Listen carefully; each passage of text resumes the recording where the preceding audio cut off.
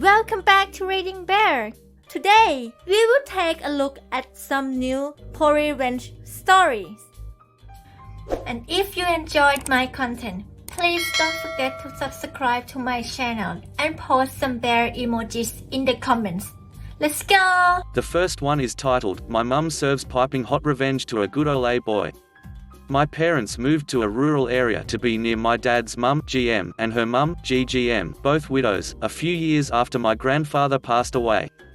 They were given a small farmhouse with land which had belonged to GGM's brother. We'll refer to him as Great-Great-Uncle 1, GGU1. The farmhouse was just down the road from GGM and GM, who lived together in GGM's house. Also on this road lived GGM's other brother, GGU2. So, lots of family for several generations living and farming and running cattle on adjacent properties. Well, GGU2's son, let's call him Good Ole Boy, Gob, wanted to put up a new and better fence for his pasture which was directly adjacent to my parents' property. Gob came to talk to my parents and let them know his plans, and they were, of course, fine with it. Then they got a surveyor to come out, and lo and behold, Gob had started to build the fence on my parents' property. And not just a few inches, but about 10 or so feet in. My parents figured out it was because Gob wanted the barn. GGU1 had built a barn to share with GGU2, and though it straddled the property line, it was mostly on my parents' land. So they went to talk to Gob. They told him he could have all of the barn if he'd take it down and reassemble it fully on his property. As the barn was part of the property given to my parents along with GGU1's house and land, this was actually a generous offer. It would be a big job, but was not an impossible feat. The barn was a basic structure, maybe 15 x 15, with a corrugated tin roof and lots of open sides. All my mum asked was that she be given a couple of the big railroad ties to build a sandbox for me and my siblings. Well, Gob didn't like that and started to run his new fence line to include the barn instead. Now, my mum is not a drama queen or pushy or loud, but she is a farm girl and not in any way a lightweight.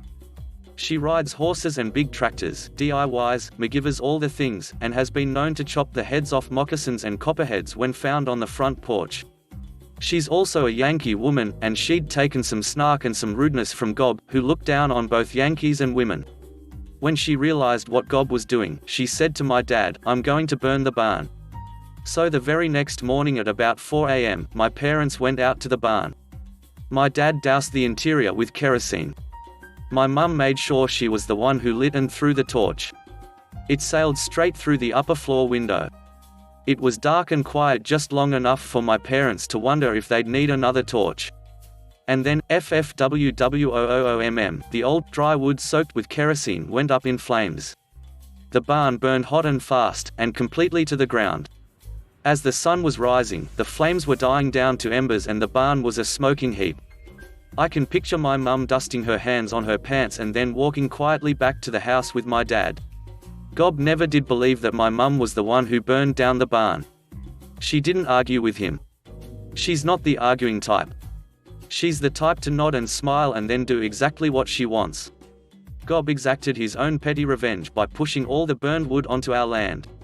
But the fence line went where it was supposed to, so I think my mum came out on top, anyway. Plus, there were enough big pieces left over for a sandbox. The next one is titled, He Punched Me Over a Fender Bender, I Destroyed His Life. I was working as a civilian with the US military overseas and I lived off base in an apartment complex popular among the US military. One morning I accidentally hit another soldier's vehicle. Upon exiting the vehicle I noticed that both our vehicles were what you could call a hoopty. A hoopty is an old car that is pretty beat up that has been passed around from service to service member and they generally sell for $1,000 to $2,000. I also recognized that I was at fault for the accident. It was a very minor accident. His rear bumper was dented in slightly. But I could hear both our cars still running. I approached the driver who had already gotten out and he was in uniform and I apologized and said if it was alright with him I'd like to negotiate a payment that I will pay him in cash and we don't involve the authorities. I wanted to keep this simple. I'll be honest, the accident was so minor I honestly expected him to say, "Nah man, it's good," but even if he wanted some money I'd have paid him. I have always been of the opinion if you have a fender bender and can negotiate agreeable terms between both the parties it's best to not involve insurance, police. He told me he wanted to call the police. I said we could call the police or we could go on base together and I could give him $300. He said that wasn't enough. So I upped my offer to $500. He proceeded to punch me in the face.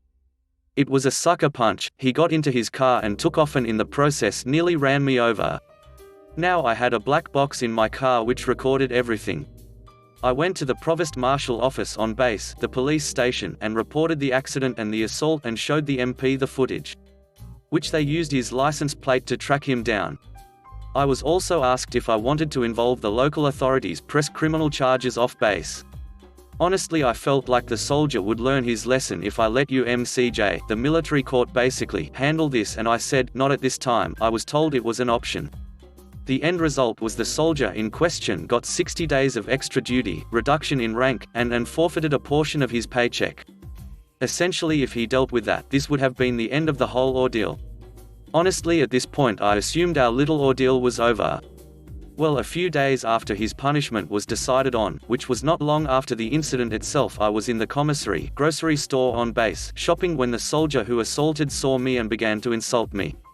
I told him he needed to clam down, that he should learn his lesson. He told me I was a pussy who didn't know how to take a punch. I reminded him that I held back on destroying his life. He told me he's already been punished and I can't touch him again. He left me be. A store employee witnessed the entire encounter and I got the employee detail and reported this interaction to his command. His commander told me he had been ordered to not interact with me and would take action. His commander also recommended me I involve the local authorities since this soldier obviously isn't learning his lesson. So I did. I contacted an attorney. The attorney was unsure if we could successfully sue the soldier and said he would need a cash payment to take the case. Honestly, I was mad and I wanted to teach this guy a lesson. I agreed, it was not cheap. To keep this story short, we ended up in a court off base. We presented our evidence. The soldier in question had decided to represent himself. Several times in the court he had outbursts. The judge ended up granting me a judgment of approx $50,000 USD. When the judgment was given, the soldier called the judge a son of witch, and that the army would cover for him. So the judge changed his judgment to $80,000 and the judge then asked me if I also wanted to press charges against this soldier in criminal court. Honestly, it was obvious this guy wasn't going to learn a lesson. I told the judge I wanted to pursue criminal charges in addition to the judgment. My lawyer later advised me that if I ever wanted to see the money I should pursue an international hold. With my judgment, it's likely that a judge would grant me an international hold. An international hold is basically where this soldier would not be allowed to leave the country until I was paid my $80,000. Also, he told me that according to the agreement between the US military and the host country, the US military would honor the international hold. Basically, the US military would not protect him or move him out of country to avoid punishment. Honestly, by this point I had paid my lawyer thousands of dollars, and I honestly didn't feel like paying thousands of dollars and getting nothing for it. So I said yes, I want to go forward with the international hold. About a month later the international hold was granted, and the US military was informed of this. 2 months after that the criminal case was over and the soldier was sentenced to 90 days in jail. By this point the soldier had been moved onto the base into his barracks by his commander. I remember the day I was informed the MPs handed him over to the local authorities to begin his 90-day jail sentence. Did I mention he still owed me $80,000? I heard nothing for a year, and then one day I get a call from his commander. His commander wants me to make a statement in regards to the case. I go in and make the statement. During the statement I find out the US military was in the process of chaptering the soldier out of the US military. The commander also informed me that he was close to coming up with the money to pay me so he could have the international hold lifted. The commander also asked me if my lawyer would be willing to make a statement. I contacted my lawyer, who also made a statement about the facts of the case. A few weeks later his ex-wife contacted me. When this all started I knew he was married. Guess his wife decided to divorce him. She informed that his ex-husband had the money and needed the details on how to pay me. I provided her the details, and a few days later I got the payment and contacted his ex-wife to inform her I had been paid. She then asked me to send a receipt so he could have the international hold lifted and returned to the States. I asked her how he got the money. She said he maxed out his credit, and also had family help out. Also during this conversation, I had found out the army had chaptered him out of the military. I sent her the receipt, and that was the last I ever heard from his side. I took his $80,000 and bought myself a brand new car and used the rest of the money to put down on an investment property.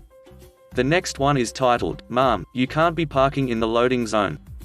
So I ended up ruining someone's day a while back all over a little sign that reads ***, no parking, loading zone 0800-1700. Monday to Friday.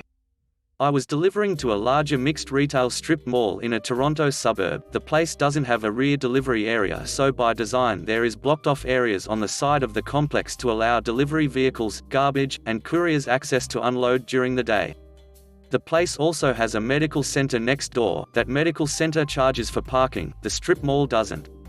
So enterprising cheap people will park and walk over, even though a multitude of signs prohibiting the practice are plastered all over the lot. So the complication is that loading area is closest to the medical arts building, has parking lines laid down but is signed no parking, loading zone 0800-1700. Monday to Friday. Dozens of cube trucks use this lot daily for their needs, however it's not often that a full-sized semi-me has to use it. I need every inch of that lot to position properly so that I can get the freight off and on my merry way. Often I'll arrive and there is a single car or two occupying a space. They are a bother but can be negotiated around easily. On this morning I rolling into the lot when a full-sized Escalade pulls in behind me, and parks right beside the loading ramp in the one spot that absolutely ruins my approach. There is literally 50 spots in the loading zone to choose, and like 500 spots in the actual parking lot. I rolled down my window and motioned I need to use the ramp. Now most self-aware, self-conscious people would get the hint. Nope, Mrs. Self-Important decided that she's parked, y'all can deal, unloads her booger eaters into the stroller and obviously ignores me as I'm protesting her parking choice. My parting shot, great example you are setting for your kids lady, earned me some shade and a casual obscured middle finger salute. Fine then. I have nothing but time on my hands, rushing around, and in a hurry I can solve that for you. Called the towing number on the sign, says they are less than an hour out. Then called my store contact who spotted my reversing. He also called the towing company to complain. With an extra pair of eyes I placed my truck inches from her back bumper, snapped a couple cell pics for liability coverage and started unloading. Then karma came calling, self-addressed to Mrs. Self-Important. A compactor garbage truck came through to empty out the mall's bins a little over to the right of Mrs. Self-Important parking spot. After some eye rolls from the garbage truck driver, the empty bin miraculously managed to end up blocking her only path of escape after my tight squeeze parking. Oh crap, she's hemmed in now. So I got a crew of guys unloading me. We're all anxious knowing the crap is gonna hit the fan. Finally the fruits of our labor ripen. The tow truck arrives, looks at the situation we've created and is nothing but laughs. He's snapping pictures of the mess. He dollies the wheels of the Escalade and slides it perfectly out and onto his flatbed. 10 minutes and he's gone. Security arrived during the tow out and remained. Sure enough, 90 minutes after leaving, Mrs. Self-Important is returning from the medical center, rugrats in tow. Goes from zero to righteous nuclear indignation in an instant, demands to know where her car is. One of the guys unloading me hollers, "Oh, the one blocking the ramp, it's towed." Her phone is out in an instant, videoing us claiming harassment, theft, damages. She's on 911 in a flash, accusing us of stealing her car. Security quickly intervened and in the most professionally condescending tone possible explained the signs, the tow-away loading zone, and the contact for the company who towed it. The region's finest in blue show up and take over. I give a quick statement and the officers basically says, "Are a civil matter." She ends up relenting, defeated, and a taxi is called. I wrap up unloading my truck under her murderous stare. So I'm rolling out and on my way, and I get a text from my dispatcher. "You are stealing people's cars now?" The next one is titled, "Funeral Insurance Company Gets a Visit from a Client." Let me preface this story by saying that I saw a post recently about a woman who got revenge on a bank by maxing out a credit card in her deceased husband's name and not paying for it. This reminded me of an incident that occurred around this time last year that, while not on the same monetary scale, delivered shock value far greater than money and became a nationwide story. All names have been changed. So this takes place in South Africa, and there is an insurance and investment company that we will call Green Grubber that is notorious for not paying out on funeral policies. One such victim, let's call her Precious, was being given the runaround by Green Grubber. Her uncle, Obd, had been badly beaten at a shebeen, a legal bar, and in his injured state, managed to walk to the police station to report the incident.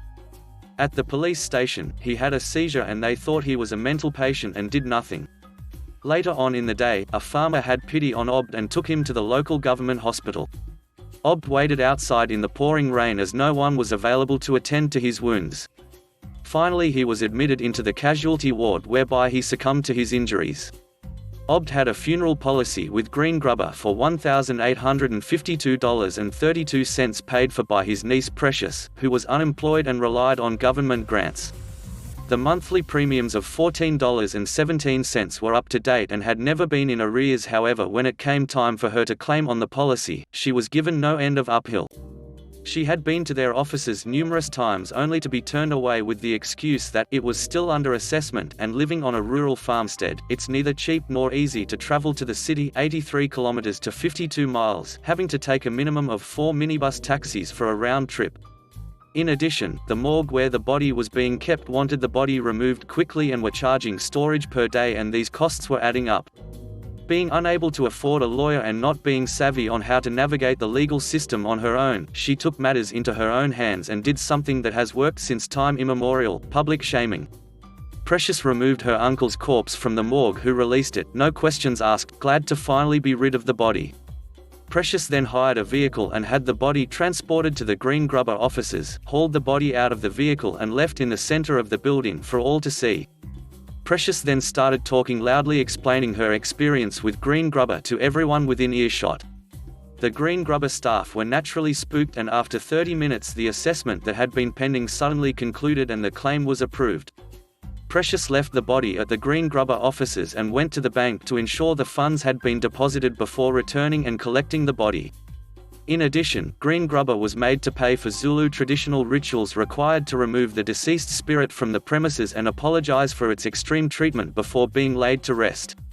Respect towards elders and ancestors are a cornerstone in Zulu culture, and rituals usually require slaughter of cattle and other animals, which can end up being very expensive. The last one is titled, Vendor Boy Gives Unpleasant Jerk Weeder Barring. I work at a beer vendor here in my Canadian province. Not exactly glamorous or thankful work. Sometimes for work, we take what we can get. The job is full of nut bars and insane drunkards. Probably shows me at the ground floor as to why the welfare system comes under fire. My coworkers and myself are pretty chill most of the time.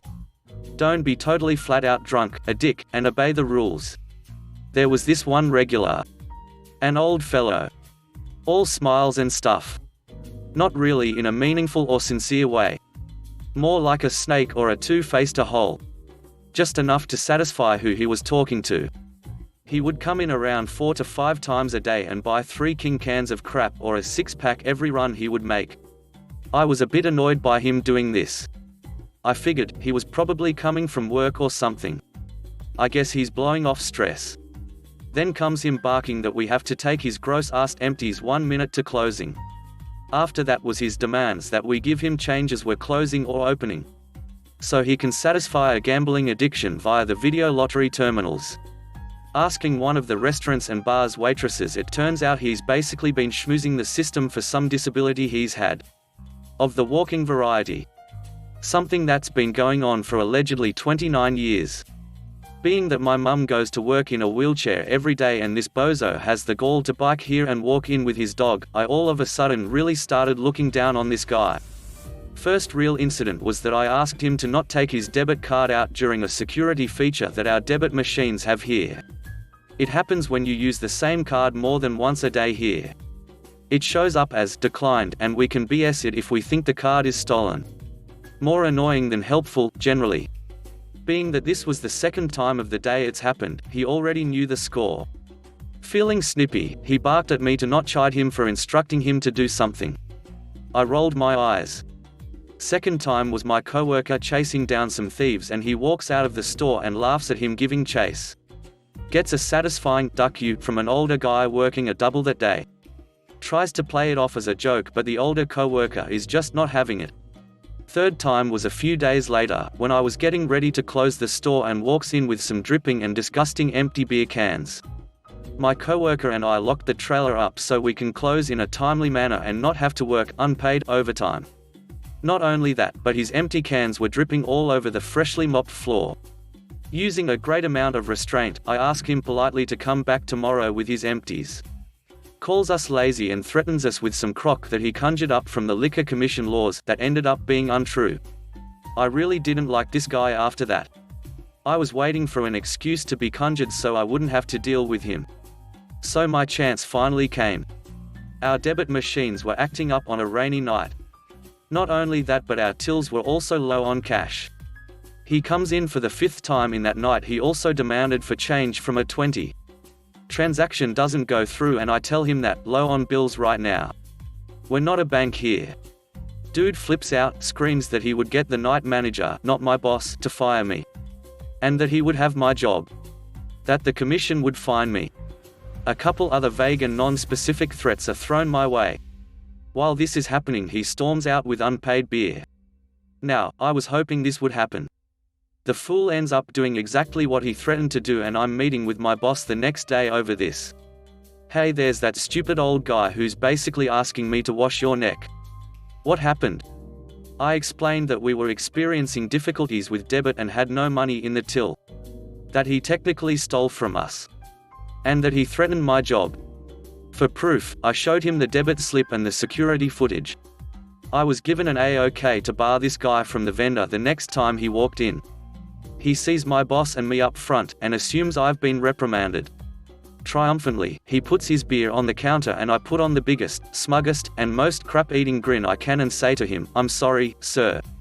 But we don't serve thieves here."